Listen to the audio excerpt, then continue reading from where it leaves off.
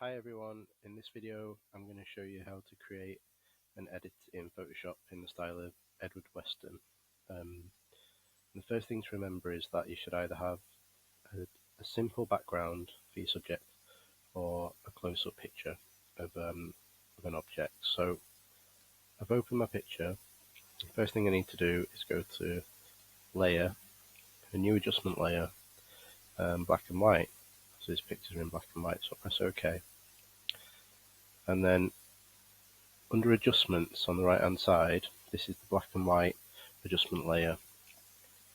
So if I just click on layers, you can see that it's added the black and white adjustment over the top of my photograph. And if I click on the eye, that's my original picture, and that's with the black and white layer. I'm just going to double click back on adjustments and show you that these colours are from the photograph, the original. So if there's any yellows in my original picture, I can make them darker and I can make them lighter.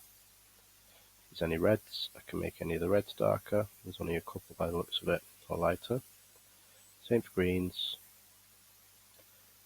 same for cyans, blue. Doesn't look like there's many blues in my original picture, magenta or purple, and there's not many magenta or purple colours in my original. So you need to figure out here which colours are in your original picture, and should they be lighter or should those colours be darker. And if you look really carefully at Edward Weston's photographs, there's a lot of dark tones. And for this picture, I think that's probably enough in terms of dark yellow. I think that's probably fine for the green. There's only a couple of reds. I might just make the blues a little bit lighter to add a bit of contrast to cyan colours, the light blues. Okay, so once I've done that, I'm going to check my picture. I've got a balance of dark, a balance of light, I've got enough mid-tones, so there's probably equal amounts of each one. Then I'm going to go back onto layers, and part of Edward Weston's photographs are in focus and part of them are blurred. Now some of this picture is already a bit blurred in the background, okay, and there's some in focus here. Now I want more control over which bits are in focus and which bits are blurred. So I'm going to right click on my layer 1, that's my photograph, and duplicate the layer.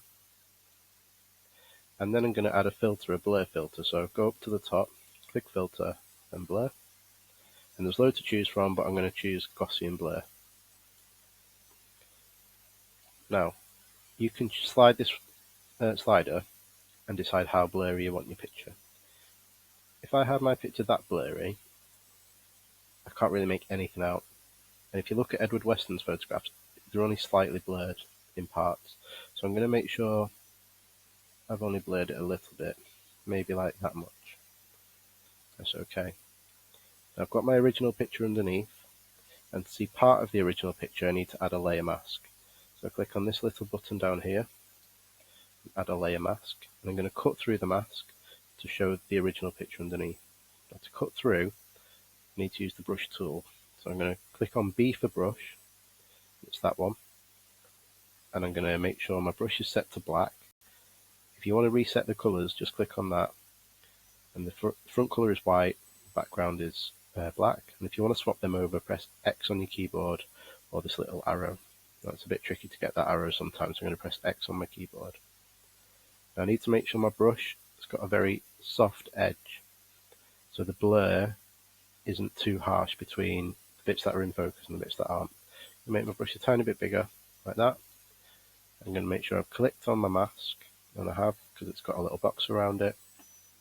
And then the bits that I want in focus, I'm going to brush. And I've decided that I only want the very middle part of the flower to be in focus, like that. Okay, I'm just going to brush over these little bits. And you can see on the mask the bits I've cut through to show the image underneath. Now if you do something wrong, you can make your brush white. So press X on your keyboard to swap these colours back to white. If you want some of it back to have the blurry bit, you just paint over it again. I'm going to go back, press X on my keyboard. I think actually That looks quite nice. So just the very, very middle bit of the flower is in focus. If you want to change any of the dark and light tones, just double click back on, I'll show you that again, on this part of the black and white layer, and it brings that up. And you might decide that you need to change some little bits then because you've made some parts blurrier. And that's it.